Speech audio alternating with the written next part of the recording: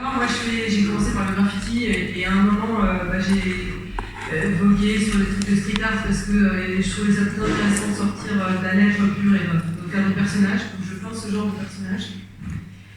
C'est des personnages qui sont inspirés de la tradition des masques.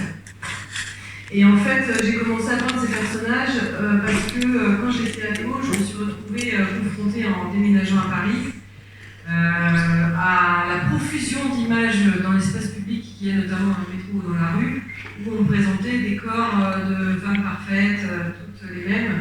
On est d'accord avec le fait qu'on est complètement bombardé de ces images qui sont quelque part une forme de propagande de ce à quoi on devrait ressembler, c'est-à-dire un peu inatteignable, mais souvent d'ailleurs retouché sur Photoshop.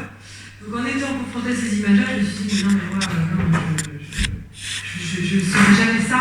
Et en fait, je regarde les femmes autour de moi et je vois qu'aucune d'entre elles ne sera jamais ça, en fait. Voilà. Donc, du coup, je me dis, qu'est-ce que je pourrais faire pour essayer de donner de la visibilité à d'autres corps? Et puis, je me mets à faire du graffiti d'abord, donc à faire des tags. Évidemment, vous pouvez vous en douter, il n'y a pas beaucoup de meufs qui font ça. Donc, du coup, je me mets en danger physiquement et légalement pour faire du graffiti illégal. Je peux pas dire que je l'ai fait en me posant beaucoup de questions, je l'ai fait parce que j'étais en réaction face à un danger quand tu fais des trains, quand tu fais ça. Ouais, voilà. Alors, il y a beaucoup de paramètres, je ne vais pas rentrer trop dans les détails, mais mon éducation était extrêmement stricte et autoritaire. Et en fait, j'avais vraiment besoin d'aller vraiment challenger tout ça. J'avais vraiment besoin d'enfreindre les règles et en fait d'aller faire des choses que je n'avais pas soi-disant le droit de faire. Plus j'avance dans la vie, plus je me rends compte que les femmes ont beaucoup de devoirs et peu de droits. Et en fait, du coup, je me dis, si j'ai pas le droit, je rigole. Alors maintenant, je prends le droit en fait qu'on me donne pas, parce qu'en fait, je vois pas ce qui m'empêcherait. Donc je commence à peindre illégalement. Ça, c'est une peinture que j'ai pas faite illégalement, mais qui une peinture que j'ai faite à l'occasion de la Queer Week. Donc, à côté, pour les personnes qui connaissent Paris, c'est la Mutinerie, le bar Mutinerie. Et en fait, assez vite, quand je me suis rendu compte que je pouvais peindre des choses dans l'espace public et donc être visible, tant qu'à faire, j'avais envie de partager des messages. Et donc, le coup de la tradition des masques, donc on peut passer à la deuxième photo. Ce que j'ai trouvé intéressant, en fait, je me suis inspirée à mes tout débuts, j'aimais bien le folklore rockabilly, un peu influence californienne, mexicaine. Et en fait, du coup, il y avait toute cette tradition de masque de Jelly Break, que vous connaissez certainement toutes les et qui est donc multiple et colorée. Et en fait, en m'intéressant à la tradition des masques, je me suis rendu compte que cette tradition de masque, en fait, elle existe dans toutes les cultures du monde. Donc, en fait, il y a très peu de choses que tous les humains ont en commun. Il y a la bouffe, il y a la musique et il y a les masques. Voilà. En parlant de tradition, on va dire, un peu archaïque, folklorique et tout ça. Et en fait, du coup, la photo d'après, encore une autre idée de masques qui sont là des masques japonais. Donc cette tradition de masque elle est super intéressante. Pourquoi c'est intéressant les masques? Parce qu'en fait, cette tradition commune, elle permet de transcender l'humain. Elle permet de proposer en fait un lien entre, par exemple, spirituel, comme dans certains rituels où on va revêtir ces masques pour créer un lien avec l'invisible, et on va, en tant qu'humain, incarner du coup ce lien. Et le masque, tout à coup, nous permet à la fois d'être autre et en même temps d'exprimer quelque chose qui est déjà en nous, donc de nous révéler. Et donc, je fais le parallèle entre cette tradition de masque et la tradition aussi du maquillage. Il me semble que l'étymologie est proche, masque, maquillage. Et en fait, le maquillage, c'est pareil. On porte ce maquillage, comme on porte des masques sociaux ou comme on porte des manières de se présenter au monde, qui sont, parfois, on voit ça comme si c'était une manière de se cacher. Ah, tu fais du maquillage parce que tu veux pas être naturel. Ah, tu portes un masque social parce que dans la vie, tu dois faire genre au travail, en famille, etc. Tous et toutes, on expérimente ça. Et en fait, pour moi, cette vision-là, elle n'est pas du tout négative. Au contraire, en fait, c'est une partie de nous qui s'exprime à chaque fois. Quand on se maquille, en fait, ou quand on revêt en fait, ces masques sociaux, on s'adapte, tout simplement. En fait, on s'adapte à la vie, on s'adapte à la grande diversité de situations interhumaines qu'on peut avoir. Et aussi, parfois, on se présente avec un panache particulier si on a envie, par exemple, ce soir, d'avoir un eyeliner, ou d'avoir du rouge à lèvres, ou d'avoir, comme moi, cette moustache. Donc, on va continuer sur la suite. Assez vite, donc, je me suis intéressée en fait aux artistes qui au-delà du street art, étaient dans la performance quotidienne, comme moi je le suis. Donc, ça fait 8 ans que je porte cette moustache tous les jours. Hein. Tous les matins, je me maquille comme ça, je l'ai toute la journée, tout le temps. Hein. Je fais mes courses avec, je prends l'avion avec, je travaille avec, voilà. Hors temps de Covid, on me voit donc de cette manière. Oui, c'est vrai qu'aujourd'hui, on se voit. Le Covid a été un vrai challenge pour moi. J'y avais pas pensé. Je retourne dans ma maternité. Mais du coup, voilà, je choisis de porter ce maquillage. Ce maquillage, pour moi, il est multiple. À la fois, il est un questionnement des codes esthétiques. Pourquoi sur un visage féminin, 2 traits symétriques, ça marche au niveau des sourcils, de l'eyeliner, et puis que là, non, en fait. Alors c'est le même trait. Voilà, c'est exactement le même trait. Donc du coup, on est quand même dans une approche assez absurde de la représentation de la féminité. Pourquoi voilà, ça marche là, pas là? Pourquoi une moustache sur un visage féminin, ça fait viril? Pourquoi une moustache, tout simplement, ce serait réservé aux hommes? On sait tous qu'on a toute une moustache secrète. Se mentir. Donc une moustache secrète qu'on nous injonctionne à effacer, qu'on nous demande d'effacer constamment. Et donc du coup, pour moi, aller à l'encontre de ça et foutre un peu un grain de sable dans l'engrenage de ce qui est acceptable ou pas, me plaît énormément. Ça me procure un sentiment de satisfaction énorme que de ne pas être dans le rang. Donc voilà, donc Eva et Adèle, qui sont un couple d'artistes qui m'ont beaucoup marqué quand j'étais adolescente. J'ai découvert un travail performatif de vidéos, de photos. Ces 2 personnes, si vous les avez jamais vues, elles sont tout le temps habillées pareil, toutes les 2. Et elles sont tout le temps comme ça en fait, elles ne prennent jamais de break. C'est génial. Donc du coup, tu peux les croiser, elles vivent en Belgique je crois, et tu peux les croiser au supermarché habillées comme ça potentiellement. Quoi. Donc moi personnellement, je trouvais ça excellent et particulièrement proche de ce que je ressens, que d'être dans cette espèce de forme de performance perpétuelle où en fait tu es tout le temps dans ta pratique. Tu n'es jamais en fait à un moment de neuf artiste, tu n'es plus artiste en fait parce que tu enlèves son maquillage. Tu vois.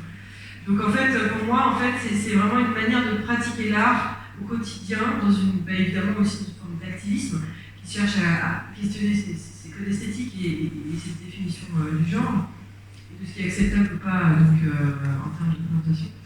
Voilà, un autre artiste qui m'a énormément influencé, qui est Lee Bowery. Alors, pour celles et ceux qui ne connaissent pas, c'est le gars, pour ceux qui ne sont pas trop jeunes, qui a influencé Boy George. Voilà, dans son look.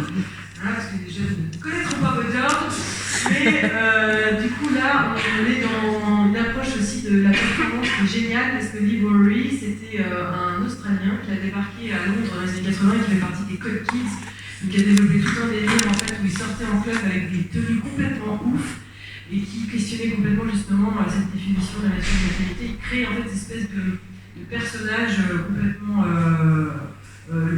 hallucinants et avec des costumes et des perruques et des maquillages vraiment hyper intéressants. Donc ça fait partie des artistes qui m'ont influencé. Contrairement à d'autres street artistes, parce qu'en fait finalement le street art, ça fait 15 ans que j'en fais. Et je peux pas dire qu'il y ait beaucoup de street artistes qui me passionnent pour être honnête. C'est un peu dur ce que je dis, hein, donc j'assume.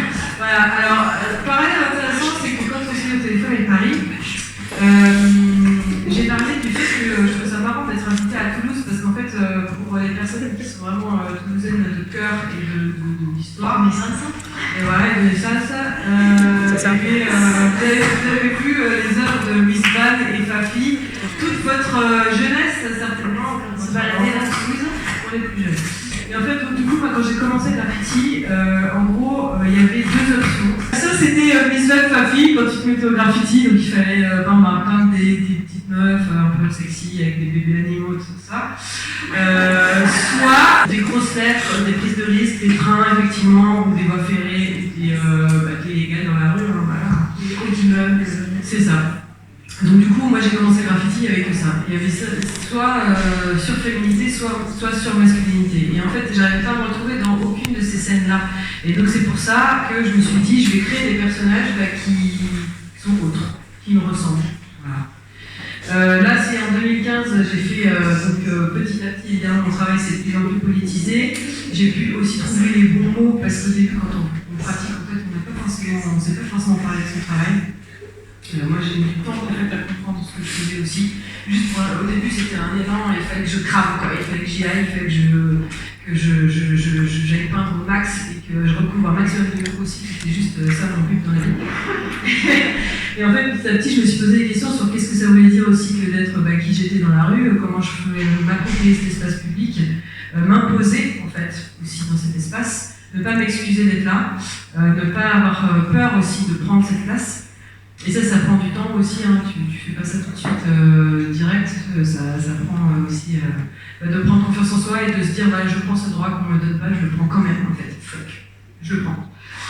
Donc Amnesty International m'avait contacté par rapport à certaines peintures que j'avais faites et j'ai eu l'idée avec cette association de faire des visuels concernant cette campagne qui concernait encore les droits, donc qui parlait des droits reproductifs, c'est en 2015. Et pour ça, par exemple, j'ai eu l'idée de reprendre cette odalisque d'un... Alors c'est marrant parce que du coup ça recoupe un peu ce dont tu parlais, de faire référence comme ça à des œuvres classiques que tout le monde connaît, qui sont des œuvres internationalement connues, et d'en faire en fait de les twister en fait, de les faire nôtres, tu vois. Et donc c'est vraiment hyper intéressant. Et là, pour le coup, l'odalisque d'œuvre, si vous l'avez en tête, en fait, clairement, c'est Photoshop avant l'heure. Hein. C'est l'ancêtre de Photoshop, en vrai. Il faut juste regarder cette heure et vous allez juste flipper. La meuf n'a jamais posé le pied par terre. Son pied est un pied d'un bébé. Sa peau est parfaite sans aucun défaut. Et la petite histoire, c'est que l'odalisque d'œuvre, des experts ont analysé qu'en fait, le peintre avait rajouté au moins 3 vertèbres à la meuf pour qu'elle ait le dos le plus cambré et long possible. Donc, du coup, moi, je lui ai fait un dos court, je l'ai fait trapu, je l'ai fait moustachu, je lui ai fait les 4 yeux comme d'hab, je lui ai expliqué ça, et puis je lui ai fait une peau pas parfaite en fait, je lui ai fait une peau texturée. Reptile. Voilà. À moitié Shrek, à moitié. Voilà, c'est ça. Donc, du coup, j'ai repris par exemple, par contre, tous les codes exactement du peintre. Quoi. Le petit éventail dans sa main, les bijoux, les coussins, ce drapé sur le côté que j'ai transformé, c'était un drapé avec des fleurs à la base que j'ai transformé en petit utérus mignonnet. Et en fait, voilà. Donc, j'ai continué à faire un travail engagé. Je dois dire qu'au début, alors ça c'est une peinture que j'ai faite en 2013, donc ça date pas d'hier, mais c'est à partir de cette date-là où j'étais invitée à Miami pour une foire d'art contemporain qui s'appelle Art Basel. Donc c'est un peu stylé. Donc là c'est Martha Cooper qui a pris cette photo, qui est une photographe de graffiti très cool. Et en fait, je voulais montrer cette photo pour 2 raisons. D'abord parce que comme ça on voit la taille des pailles que je fais, parce qu'on peut voir la photo d'après, et en fait on va voir la taille du mur. Voilà, on voit le truc. Et en fait j'ai aussi fait le mur qui est là sur le côté, mais perpendiculaire, et encore un autre mur qui est sur le perpendiculaire. Donc en fait cette année de 2013 j'ai tout donné. Je me suis dit comme ça. Reconnue internationalement. Voilà, en fait j'étais invitée à cet événement, c'était un événement où il n'y avait que des femmes artistes et c'était très, très rare à l'époque en 2013, personne ne parlait encore de féminisme. Voilà. Donc du coup c'était trop cool et j'ai rencontré plein d'autres femmes artistes qui étaient invitées comme moi et qui étaient street artistes ou graffeuses ou quoi, et il y avait Miss Van et Fabi.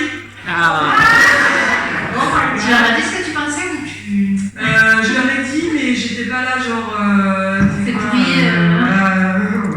Non, au contraire, je les ai remerciés d'avoir pu tracer la voie avant pour plein d'autres femmes.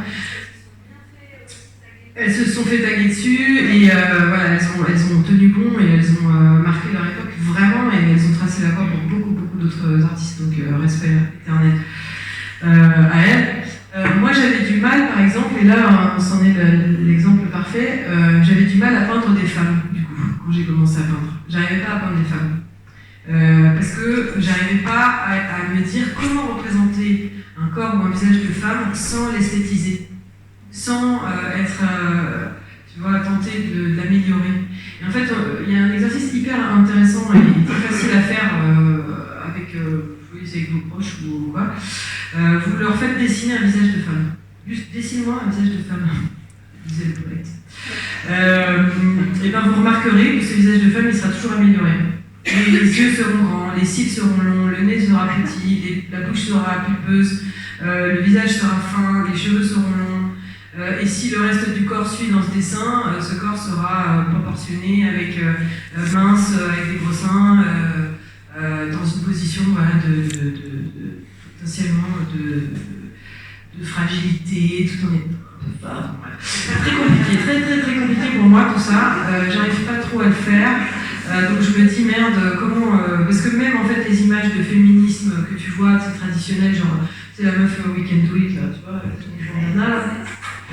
et ben elle est maquillée, elle est belle en fait cette meuf. Tu vois, t'as envie de dire waouh, elle est jolie quoi.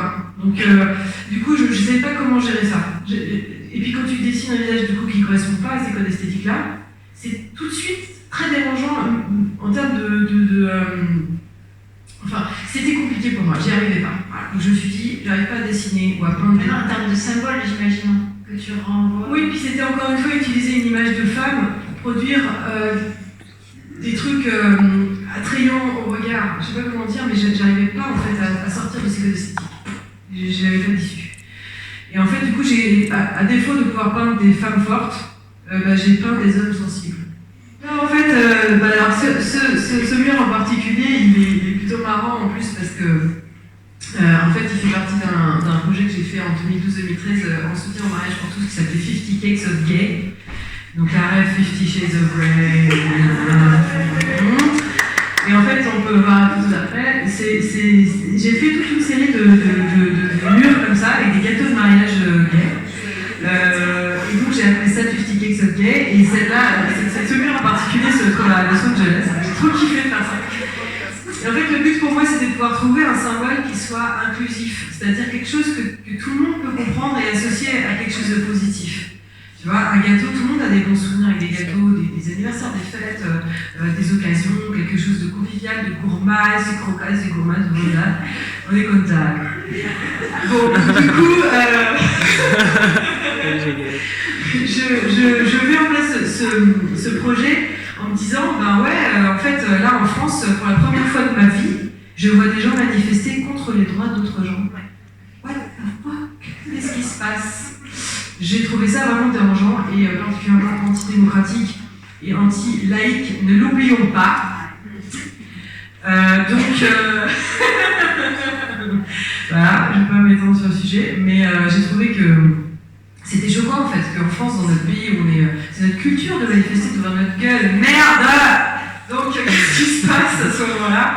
Je suis dérangée, voilà, profondément. Et je fais tous ces murs-là. Après, tu fais des gâteaux. Voilà, j'ai fait des gâteaux et ce symbole, en fait, je reviens là-dessus vite fait, bon ça c'est encore un autre sujet, c'est un truc que j'ai fait un peu plus tard. Le sujet du gâteau, en fait, est de trouver un symbole facile à comprendre, pop, positif. Et ben, je trouvais que c'était vraiment une manière de pouvoir aborder le sujet en étant dans une forme d'activisme, qui est un mot que je préfère au militantisme personnellement. Voilà. Et en fait, l'activisme pour moi, c'est d'être dans l'action au quotidien. Je suis dans l'action en portant ce maquillage, je suis dans l'action en étant peintre et en prenant aussi le temps, parce que je suis dans l'espace public et que les gens viennent me voir et me parler. Alors des fois, c'est hyper cool parce que tu as des échanges géniaux avec les gens qui sont touchés par ce que tu fais et qui sont transportés. Et puis des fois, c'est moins intéressant. Mais je vais en parler à la fin parce que j'ai une petite anecdote, parce que vous êtes toutes là-dedans ce soir. On a toutes donné plus ou moins une anecdote sur notre expérience. Et là, je vais vous raconter un truc qui m'est arrivé il y a 2 jours, jour du 8 mars, où un homme est venu s'introduire dans une peinture que de meuf. Donc je vous raconte ça après. Là, on est dans... oui, alors tu me disais Kali, là je t'entendais parler de la déesse Kali. Voilà. Alors effectivement, je trouve que c'est intéressant. J'ai pas cherché à représenter Kali en tant que telle. J'ai surtout cherché, en fait, évidemment, à trouver une manière de sur ce visage, hein, il n'y a pas de clitoris, ou en tout cas, il me semble, je sais plus quand j'ai construit, c'était un petit bail. Mais en tout cas, j'ai fait d'autres visages comme ça, mais j'ai rajouté des clitoris. Ne vous inquiétez pas, les clitoris ne sont pas oubliés ce soir. Voilà. Et donc, Refuse, Résiste, c'est le nom d'une chanson de Sepultura. Voilà. Et donc, du coup, c'est très intéressant parce que Sepultura, c'est un groupe de métal qui, dans son morceau, parle d'oppression politique. Et en fait, moi, je l'ai remanié tout simplement en me ressaisissant de ces mots pour en faire encore une autre illustration d'oppression politique. Et en représentant justement ce visage. Alors, qu'est-ce qui fait que ça fait femme, ce personnage? C'est les longs cheveux, c'est l'eyeliner, et c'est la bouche, sa mère. Parce qu'en fait, c'est une grosse bouche. Et donc du coup, ça fait plus femme. C'est nul, hein. C'est nul à chier, le collier, mais c'est comme ça. Voilà. Donc on ne pourra pas sortir de ces codes de représentation. C'est ce que je me suis rendu compte à un moment. C'est que si je voulais peindre, finalement, pas forcément des femmes en tant que telles, mais des personnages qui me ressemblent, donc qui ont à chaque fois une moustache et potentiellement des cheveux longs. Parce que je me suis rendu compte aussi qu'en peignant ces mecs sensibles, c'était aussi une partie de moi que je peignais. Je voulais parler de quelque chose que je ressentais en fait en moi. Et donc du coup, finalement ces personnages, je me suis rendu compte au fur et à mesure de les peindre que c'était des autoportraits et que donc petit à petit je les ai fait me ressembler de plus en plus. Alors parfois je peins d'autres choses qui ne me ressemblent pas en termes de cheveux, de moustache, hein.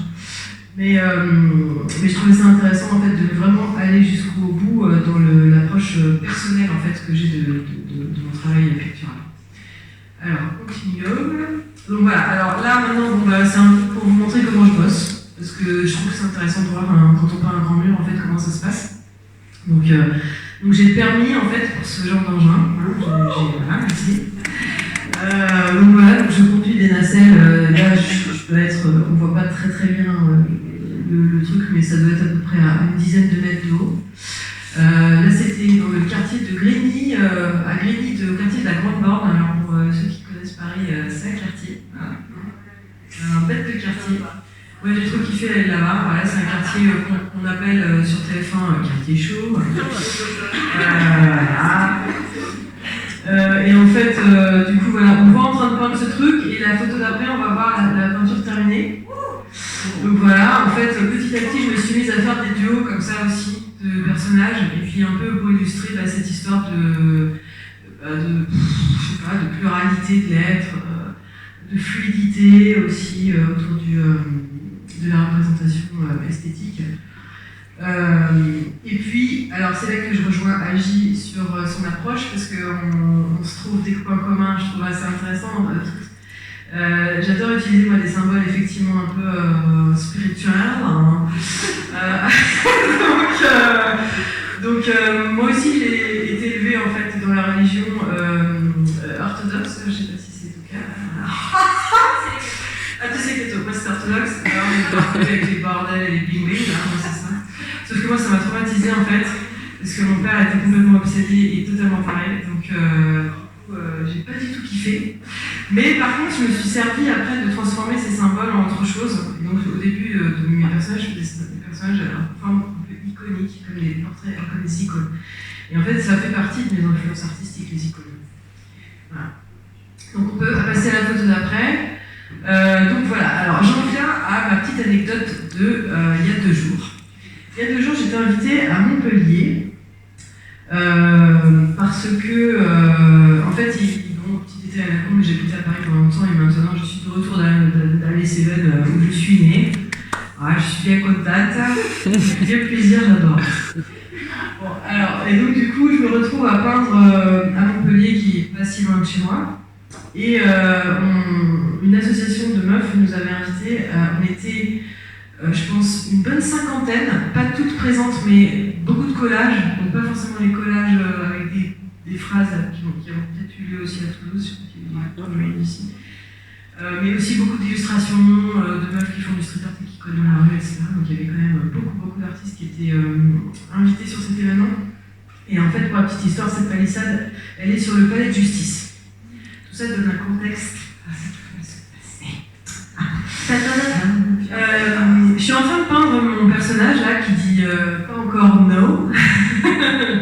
Et à côté de moi peignent des bonnes collègues qui font des lettrages.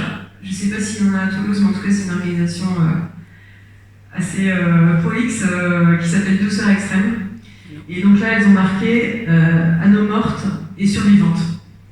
Et ce message qui est assez fort a été évidemment aussi induit par ce qui s'est passé. Donc je la fais courte parce que ça a été pénible et que ça fait 2 jours que j'ai repensé que ça me saoule. Mais en gros, il s'est passé que certaines des meufs qui étaient dans l'organisation de cet événement ont contacté des graffeurs qui étaient déjà en fait qui avaient déjà tagué sur cette palissade avant. Mais elles n'ont pas pu joindre tout le monde. Et en fait, il y a un gars qui est passé par là et qui a dit « Ah ouais, mais vous avez posé votre affiche sur le tag d'un de mes potes, nani-nana. » De mon crew, enfin, mon Dieu, c'est des boys club de graffeurs, hein, les crews. Hein. Donc, voilà, très intéressant. Et moi, j'ai jamais été trop anti-graffeur. Il y a des graffeurs qui m'ont encouragé dans la vie. J'ai jamais été trop victime de sexisme aussi flagrant qu'il y a 2 jours, alors que ça fait 15 ans que je fais du graffiti. Okay. Donc là, vraiment, ça m'a fait quelque chose. Ce mec passe, et en fait, il dit à des organisatrices « Ah, mais vas-y, vous avez recouvert mon truc et tout. » Donc, il essaye de jouer la corde sensible, donc elle lui dit « Ah, bon, bah, c'est pas grave, bah tiens, vas-y, voilà 2 bombes et va peindre. » Grossière erreur. Parce que le mec, il a mis juste une demi-heure, et il a peint un truc beaucoup plus gros, et par-dessus, le truc d'une des meufs. Voilà. Donc, en fait, moi, j'étais à l'angle de cette palissade-là, et là, en fait, il y a un angle droit qui va vers le palais de justice, là, on ne voit pas sur les photos. Mais en fait, lui, il s'est mis là. Donc, moi, je suis là, en fait, et lui, il est de l'autre côté. Et je vois qu'il est arrivé avec des bombes. Mais je dis, mais qu'est-ce qu'il fait, en fait? Donc, je viens le voir, je lui dis, hey, salut! Tu fais quoi? Le mec ne répond pas. Il ne répond pas. Donc je dis bonjour. Bonjour. Bonjour. Bonjour. Il ne répond pas. Donc là, la meuf qui organise et qui a fait les bombes me dit ah mais non, mais tu sais, je lui ai donné des bombes parce qu'il a eu son tag recouvert. Je dis ok. Donc c'était responsabilité, donc ok, c'est ton choix, ok, d'accord, je retourne à la peinture. Et là je me dis mais non en fait. Non. En fait, non, je peux pas. Je peux pas accepter que ce mec se soit incrusté comme ça, en fait. Parce que clairement, ce qui se passe sur une palissade comme ça, c'est que tu viens soit taguer illégalement, tu viens taguer illégalement et tu prends un risque, parce qu'en plus il y a des caméras, soit tu profites qu'il y a 20 meufs en train de peindre pour venir poser ton blaze, ton shit. Au milieu, sans demander vraiment si ça te dérange, en fait, parce que tu dis que c'est la bonne opportunité, vu que tout le monde est là et que ça te donne totalement la légitimité de passer inaperçu. Donc moi, ça me dérange, ça. Donc je retourne le voir, je lui dis, tu sais quoi, aujourd'hui c'est le 8 mars. Tu sais que c'est le 8 mars aujourd'hui? Tu sais, c'est la journée de droits des femmes. Tu sais, on a une journée par an. On aimerait bien pouvoir la voir en entier, en fait. Voilà, du début à la fin, c'est possible. Et il ne m'attend pas. Et là, je te dis, mais mec, t'es en train de recouvrir la pièce d'une meuf, quoi. C'est pas possible, en fait. T'es en train de recouvrir une meuf, t'es en train de venir poser ton truc, et en plus, franchement, mec, t'es en train de faire un graffiti soi-disant illégal, et ça fait un quart d'heure que t'es en train de peindre. Donc t'es lent de ouf, en fait. Et là, en fait, à partir du moment où je l'ai déjà vu dans sa compétence de graffeur, il m'a répondu. Monsieur a bien daigné ouvrir sa bouche. Il me répond. En me disant, ouais, mais non, mais t'as vu, j'ai bientôt fini. Je dis, ah ouais, bah tu me réponds maintenant alors. Ah bah tiens, tout à l'heure je t'ai dit bonjour 3 fois et tu m'as pas répondu, maintenant tu me réponds. Bref, s'en est suivi une rixe violente. En pleine rixe violente, mais en fait il a commencé à m'insulter évidemment. La meuf qui lui avait filé les bombes lui a dit, ouais, c'est vrai quand même, ça suffit là, quand même, il est presque fini en plus. Hein.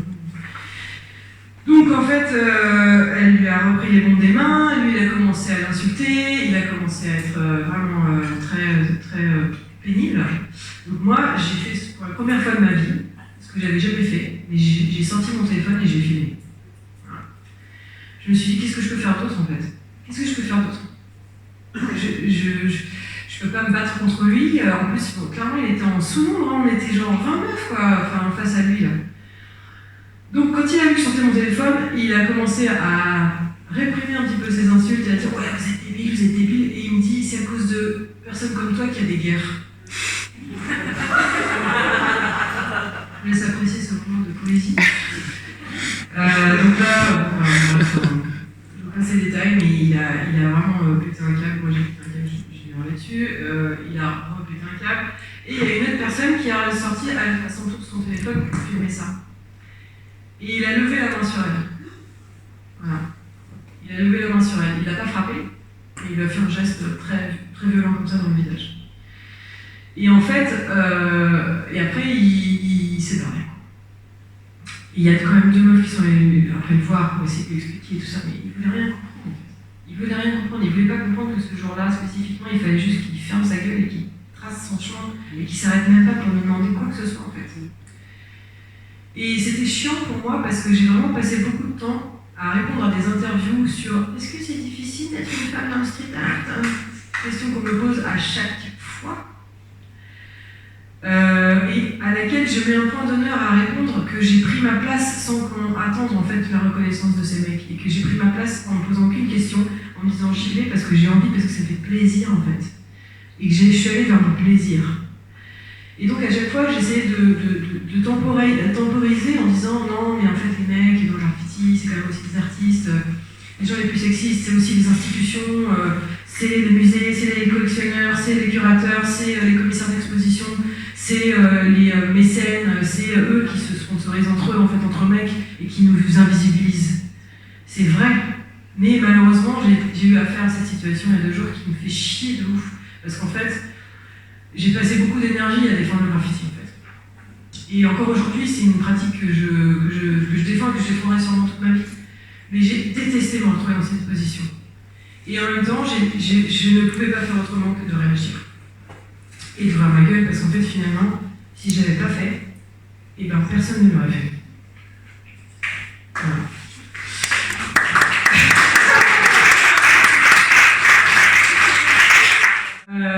En fait, en faisant ces gestes qu'on fait, en ayant cette conversation qu'on a aujourd'hui ensemble, en continuant à travailler, tu vois, toi, auprès des gens dans un espace quand même à l'intérieur, ou toi à l'extérieur comme moi, ou Ovidie avec son travail, un livre aussi, c'est pour moi en fait tout ça c'est des œuvres qui se transmettent, qui se partagent. On peut espérer en fait avoir un impact. Et c'est ça le plus important en fait au final, je pense, en tant qu'artiste, c'est de pouvoir. Si tu gagnes ta vie et que ça marche pour toi, c'est super. Mais si ton travail il a un but là, un fond, et que ce fond il peut être compris et partagé par d'autres, et que tu peux le transmettre, voilà, tu changes le monde quoi. Juste un petit peu, tu es en train de finir un bouquin. Oui, voilà, alors vas-y, montre la photo de mon livre. Ça va s'appeler Ceci n'est pas une moustache. En fait, c'est un journal / essai. En fait, ça reprend en fait ma vie à partir du moment où j'ai commencé à porter cette moustache, donc décembre 2013, donc ça fait quand même un bail. Et en fait, j'ai noté des anecdotes de trucs qui me sont arrivés. Soit des situations de peinture, soit des situations de transport en commun, de passage de douane, d'arrestation de flics avec sa moustache. Et en parallèle de ça, j'en ai fait des petites réflexions, j'en ai tiré des petites réflexions sur comment ça se passe quand tu es femme artiste.